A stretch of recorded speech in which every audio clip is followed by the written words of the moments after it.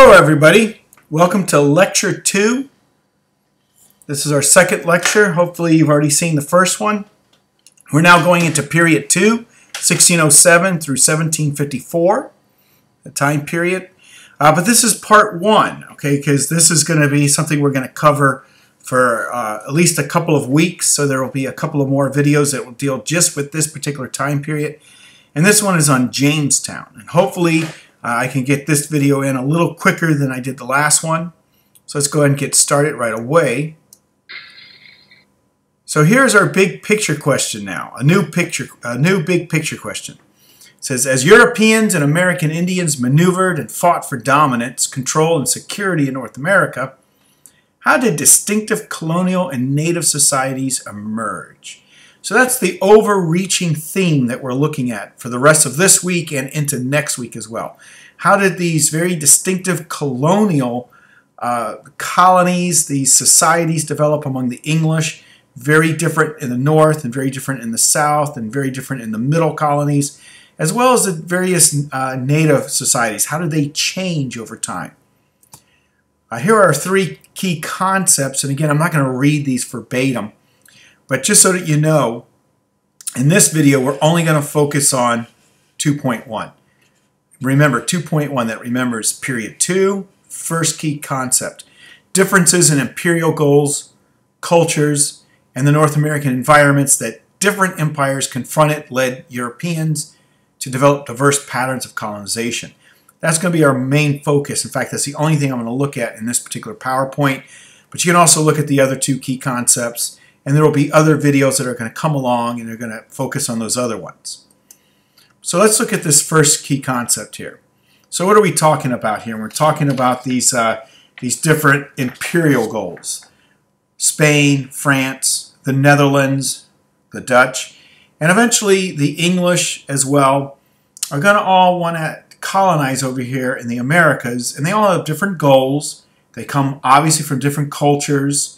And they're going to settle in various areas that will have various different environments that they'll have to deal with as well. For instance, these 4 different colonizers have different social and economic goals. They also have different cultural assumptions, what they assume about each other, what they assume about the Indians that they encounter. And again, they develop different modes of colonization. And here you've got here. So you had Spain. Well, what kind of colony did they develop? Well, they want to have a very tight control over their possessions. The Spanish crown itself guided and oversaw colonization. They also had a desire not to just exploit the natural resources, the gold, the silver, the precious jewels, and other resources that they'll get their hands on. They also wanted to convert the native Indians into Christians. That was something very important about the Spanish. When the French and the Dutch come, completely different. They're not going to come for religious reasons at all. In fact, they don't really come to want to colonize with great numbers of people. What they're really interested in doing is trying to create these trade alliances. Especially the Dutch. The Dutch build one of the largest trade empires in the entire world. They have colonies in what is the Caribbean today. They have some colonies in the Americas. They have some colonies in South America. And they're looking to trade mostly in sugar and then also in fur. It becomes very, very important to them. Their entire existence is built in and around trade.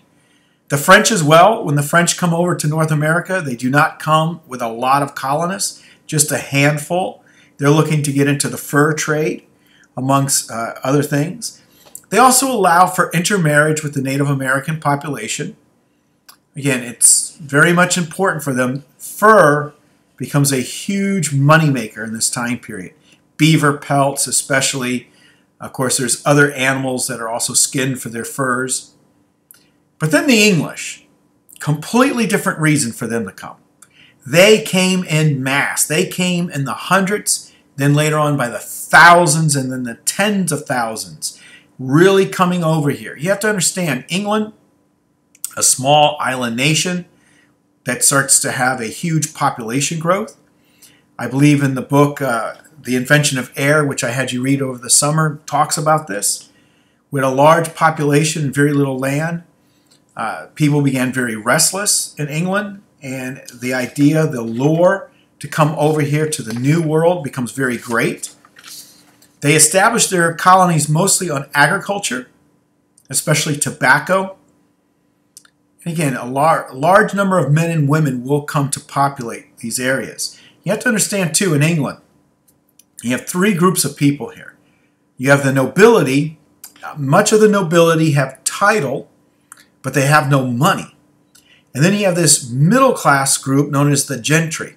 Your merchants and your bankers and your store owners. They have a lot of money, but they don't have any title. And then an even larger group of English people, who let's just call them the poor, the peasants.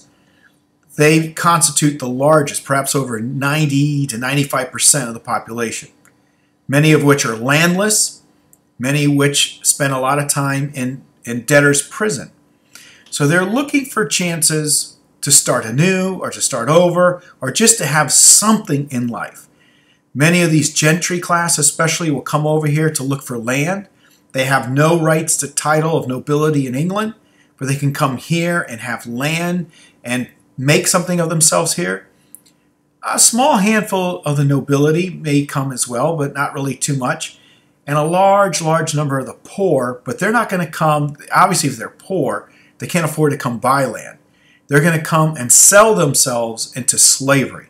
We're going to call this indentured servitude, contract slavery, so that they can come over here, work a period of time, 4 years, 7 years, 10 years, and when they're done with their service, they as well are supposed to be able to acquire some land.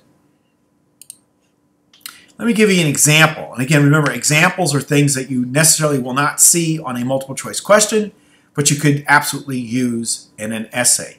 I'm going to talk a little bit more about Jamestown in class tomorrow, but this is the first permanent settlement for the English along the James River in what is Virginia. They also refer to this area as the Chesapeake.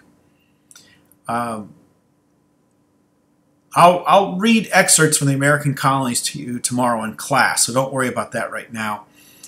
They came as, this was what we call a joint stock company. You had a lot of individuals in England who, for various reasons, really didn't have the money to go explore. So they began to pool their resources and their money together and form what we call the very first joint stock companies. This particular company was called the Virginia Company. And they pull their money together. They're looking to come over here to the Americas and to strike it rich. They're hoping to find some precious metal, gold specifically. Perhaps you're familiar with the story of Pocahontas and John Smith. Maybe you've watched that terrible Disney cartoon. Yes, I said terrible, because it's so historically inaccurate. I guess it's fun to watch when you're a child, but there's so much inaccuracies in there. But there is one interesting thing.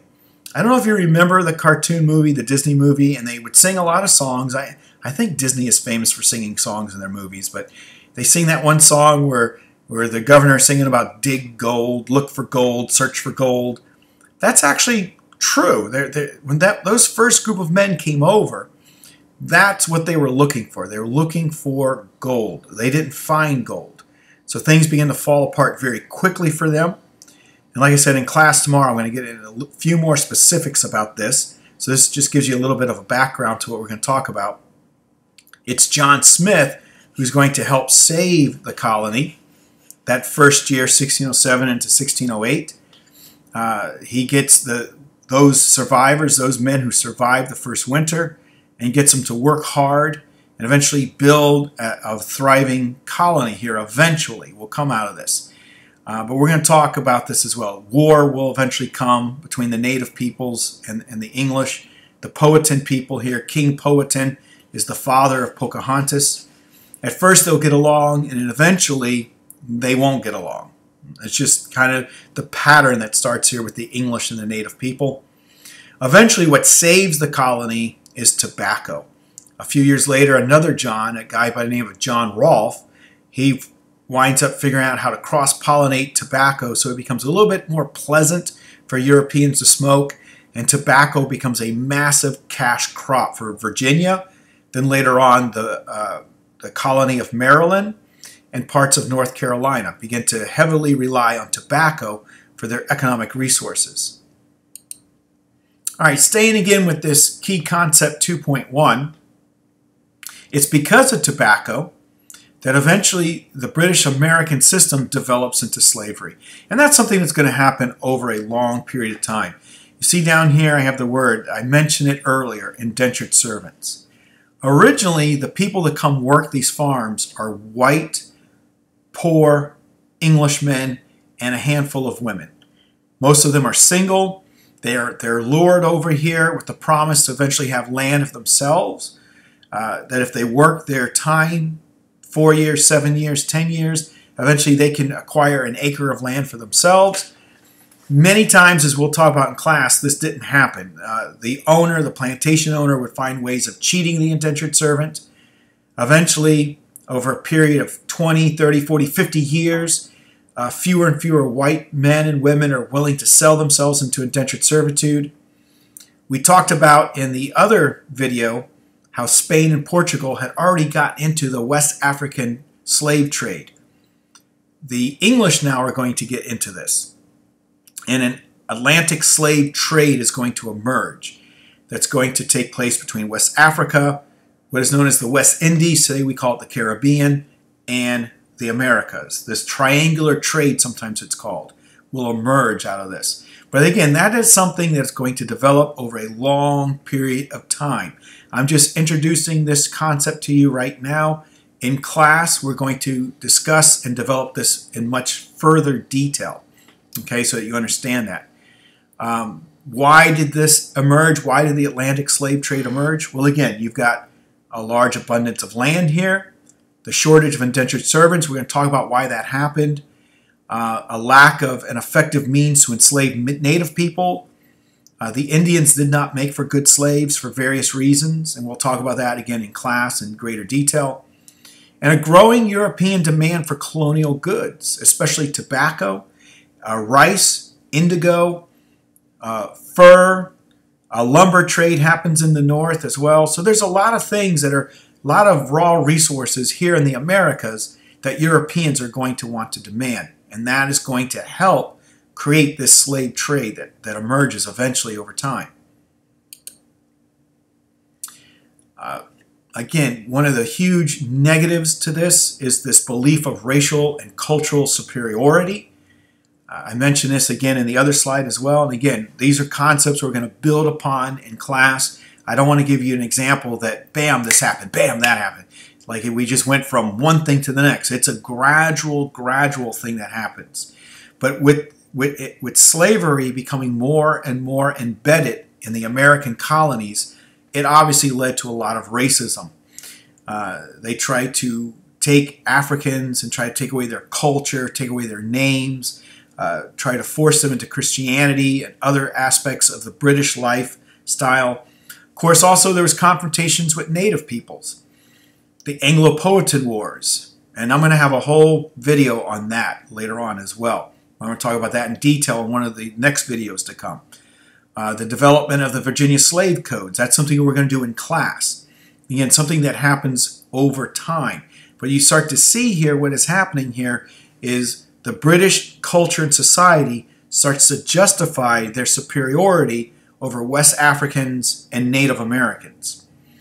The Africans, though, here in America will always develop ways to resist this dehumanizing aspect of slavery. And again, we're going to talk about many of the rebellions in class, how they sabotage, they try to escape. Obviously, these are things that are going to happen over the next 100, 200 years. But remember, these things are examples. So these are the things that I would necessarily test you in a multiple choice test. But when we start writing essays, you'd want to use these as your examples to explain these key concepts. All right, told you I was going to try to make this one short. So again, hopefully most of us have the America's History textbook now.